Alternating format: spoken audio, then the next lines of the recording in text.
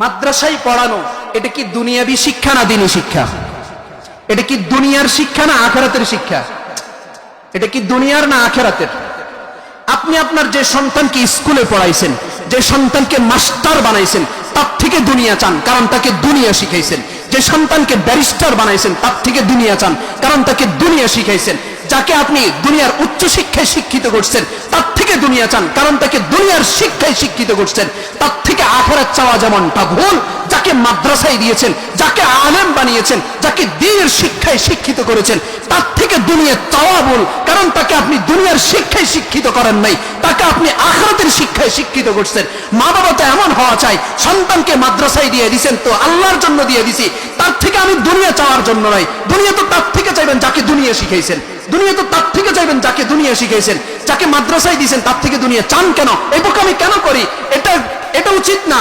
তাকে আমি দিয়েছি আখিরাতের জন্য, তাকে আমি দিয়েছি দ্বীনের জন্য, তার থেকে আমি দুনিয়া চাইবো না, তার থেকে আমি আখিরাত চাইবো। কথা বুঝেন না মনে হয় আমার? তার থেকে আখিরাত চাওয়া। এজন্য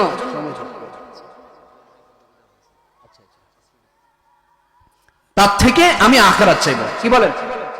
এই জায়গাটাই আমরা ভুল করি। আমরা মাদ্রাসায় বাচ্চাদেরকে পড়াই আর চিন্তা করে থাকি যে আমার সন্তান আলেম হয়ে কি করবে, তার তো 10 তলা বাড়ি হবে না, বিল্ডিং হবে না, এই হবে না, সেই হবে না। এক অভিভাবক আমার কাছে ফোন দিয়া বলতেছে, হুজুর আমি যদি আমার সন্তানটাকে বিদেশ পাঠাইতে চাইতেছি, আবার মাদ্রাসায় পড়াইতাম মনে চাইতেছে, আমি কি করব? তা আমি তাকে এই দুইটা অপশন দিয়েছি, যে অপশন আপনার কাছে, বাকি আমি আপনাকে লাভ লস বুঝাই দিতেছি। আমি বলছি যদি আপনি আপনার সন্তানকে বিদেশ পাঠাইয়া দেন, তাহলে সন্তান বিদেশে যাবে, ভালো টাকা কামাইবে, আপনাদের জন্য টাকা পাঠাইবে, আপনারা বাড়িতে 2-4 তলা বিল্ডিং করে ভালো ভালো খাবার খাইয়া জীবন কাটাইতে পারবেন।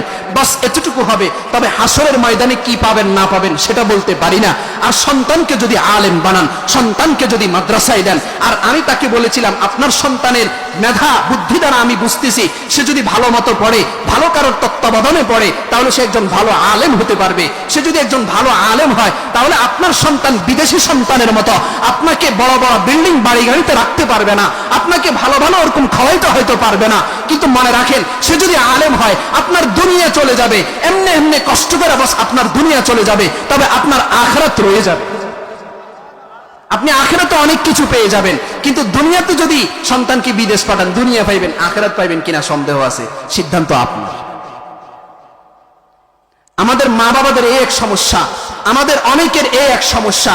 সন্তানকে মাদ্রাসায় দিছি, 2-1টা ক্লাস পড়ার পরে এখন সন্তানের খরচ টরচ চালাইতে একটু কষ্ট হইতেছে, বা ঘরের মধ্যে বিভিন্ন ঝামেলা শুরু হয়েছে, নিজের খরচ চালাইতে কষ্ট হয়, নিজের ঘর সংসার চালাইতে কষ্ট হয়, মাদ্রাসা থেকে ছেলেটাকে নিয়ে এসে ইট ভাটায় পাঠায় দেয়। আরে কথা বলেন না?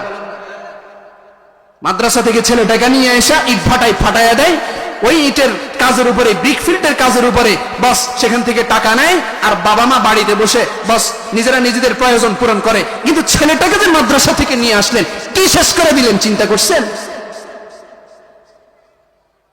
কি থেকে ছেলেটাকে মাহরুম করছেন?